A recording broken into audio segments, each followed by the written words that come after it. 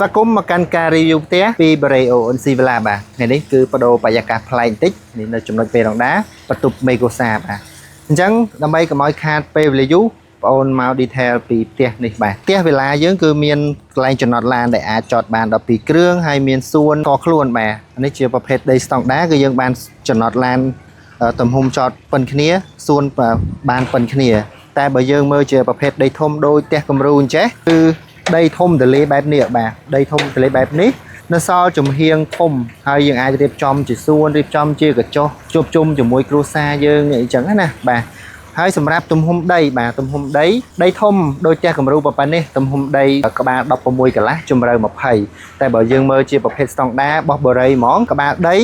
11ជម្រៅ20ដូចគ្នាបាទ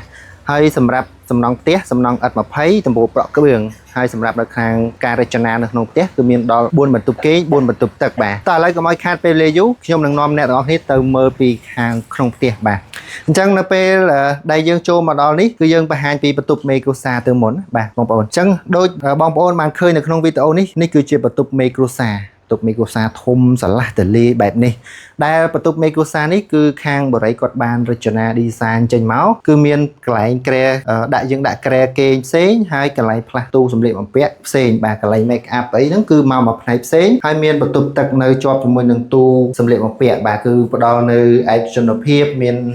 private មានថា privacy ខ្ពស់បាទក្នុងការរៀបចំខ្លួនរបស់យើងហើយនេះនៅក្នុងបន្ទប់ទឹកសម្រាប់បន្ទប់ទឹក Megosa គឺខាងបរិយគាត់រៀបចំជាអាងងូតទឹកបាទគាត់ free ជូនសម្រាប់អានឹងដែរតោះឥឡូវយើងទៅមើលនៅបន្ទប់ទល់មុខនឹងបន្ទប់ Megosa បាទបន្ទប់កូនប្រុសហើយនិងបន្ទប់កូនស្រីតោះឥឡូវមកដល់កន្លែងនេះក៏មានទីធ្លាស្រឡះទលាដែរបាទមាន space ទលានៅប្រឡោះដែរបន្ទប់ Megosa បន្ទប់កូនស្រីបន្ទប់កូនប្រុសអញ្ចឹងទៅកន្លែងនេះគឺមានប្រឡោះទលាបាទកន្លែងប្រឡោះកម្មចិន្តាយើងដែលយើងអាចរៀបចំdecor ដាក់ដើមឈើតិចតួចក៏បានឬក៏យើងនេះដល់កន្លែងមកខាងនេះយើងអាចរៀបចំចេះក៏បានឬក៏ម្ចាស់ផ្ទះមានថាបងដែលគាត់ទិញនៅ ONC អញ្ចឹងហើយយើងចង់ដាក់ជារូបថតយើងក៏បានដែរបាទនេះកន្លែងនេះបាទតែឥឡូវមកមើលបន្ទប់ Ping បាទបន្ទប់កូនស្រីគឺការរៀបចំបែបនេះស្អាតមែនទែនសម្រាប់កូនស្រីបាទកូនស្រីឃើញហើយគឺស្រឡាញ់ពេញចិត្តតាក់ភ្នែកតាក់អារម្មណ៍តែម្ដងសម្រាប់មកដេកខាងនេះគឺយើង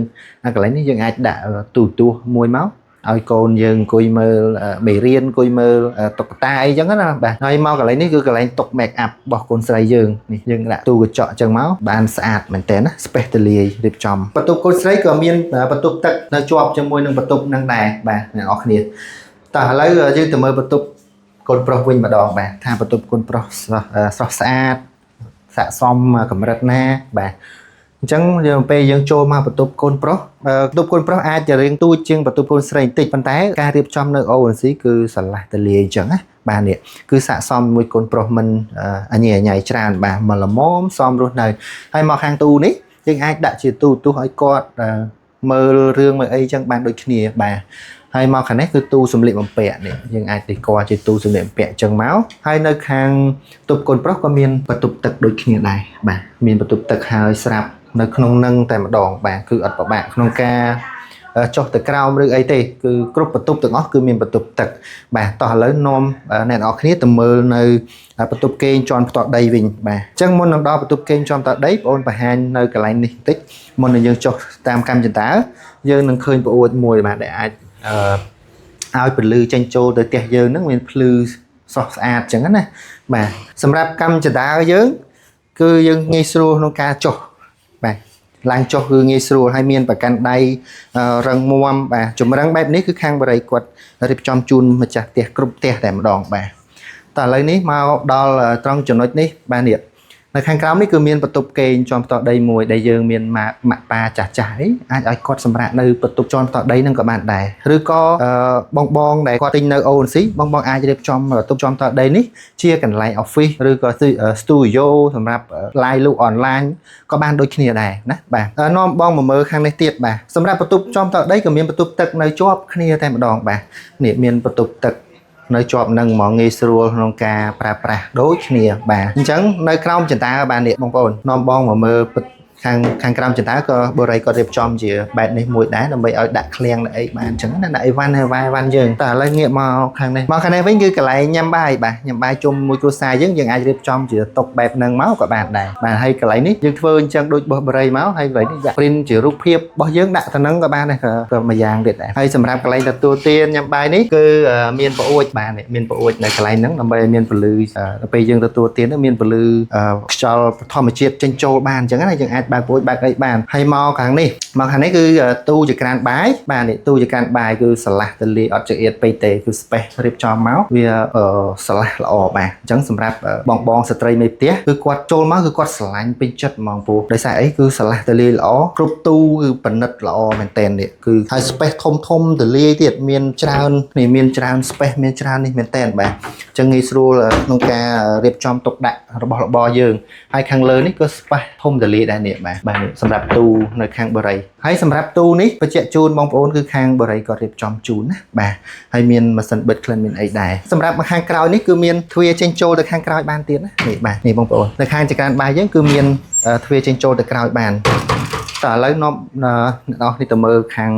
នេះវិញបាទនេះខាងទទួលភ្ញៀវទៅមក space ខាងនេះយើងអាចរៀបចំជាកន្លែងទទួលភ្ញៀវឬយើងដាក់ decor អញ្ចឹងមកដូចនេះ decor ខាងនេះយើងដាក់ទូរទស្សន៍ដាក់អីអញ្ចឹងមកអង្គុយជុំគ្នាជាមួយគ្រួសារយើងជជែកគ្នាជាមួយគ្រួសារយើងអញ្ចឹងណាហើយសម្រាប់កន្លែងទទួលភ្ញៀវក៏មានប្អួច2ផងដែរដើម្បីឲ្យមានពន្លឺខ្យល់បរិយាកាសធម្មជាតិយើងចូលមកក្នុងផ្ទះរបស់យើងអញ្ចឹងណាបាទតើឥឡូវនាំទៅមើលពីម៉ូដផ្ទះវិញតែចង់បង្ហាញទៀតគឺកន្លែងទ្វារនេះគឺខាងបរិយគេរៀបចំមកអញ្ចឹងបាទទ្វារសុវត្ថិភាពធំស្រឡះបាទធំងាយស្រួលចេញចូលហើយមកខាងមុខនេះដូចបងបាននិយាយពីដើមវីដេអូអញ្ចឹងគឺយើងមានសួនបើជាប្រភេទដីស្តង់ដាគឺយើងមានសួនឯកជនរបស់យើងប៉ុណ្ណឹងដូចគ្នាហើយមានកន្លែងចំណតឡានបេះទលាយធំប៉ុណ្ណឹងដូចគ្នាសម្រាប់ដីស្តង់ដាយើងបាទតែបើយើងមើលជាដីធំយើងរៀបចំបែបនេះបាទអញ្ចឹងនេះបងប្អូនមកបង្ហាញម៉ូដផ្ទះហ្មងបាទម៉ូដផ្ទះយើងគឺបានម៉ូដផ្ទះជាហើយទៅមិនថាដីស្តង់ដាមិនថាដីធំគឺបងបានម៉ូដផ្ទះដូចគ្នាមានបន្ទប់គេងបន្ទប់ទឹក4ដូចគ្នាបាទហើយសម្រាប់គុណភាពសំណង់គឺមានដូចគ្នាអញ្ចឹងមកបញ្ជាក់តម្លៃជូនពុកម៉ែបងប្អូនទាំងអស់គ្នាបាទបញ្ជាក់ម្ដងទៀតសម្រាប់តម្លៃស្តង់ដាយើង1120តម្លៃ210,000ជាងតែបើបងមើលជាប្រភេទផ្ទះដីធំដូចផ្ទះគំរូបែបនេះតម្លៃ610,000ជាងតែបើយើងឆ្លាញ់ជាប្រភេទផ្ទះដីធំជាងហ្នឹងមានមែនថាក្បាល22ជម្រៅ20តម្លៃតែ810,000ជាងទេបាទអញ្ចឹងសម្រាប់ទីតាំងយើងគឺនៅខាងផ្លូវកប់ស្រូវចុះមកពីផ្លូវកប់ស្រូវតែ7នាទីទេមកដល់ទីនេះហើយសម្រាប់នៅតំបន់នេះគឺពុំព័ទ្ធទៅដោយ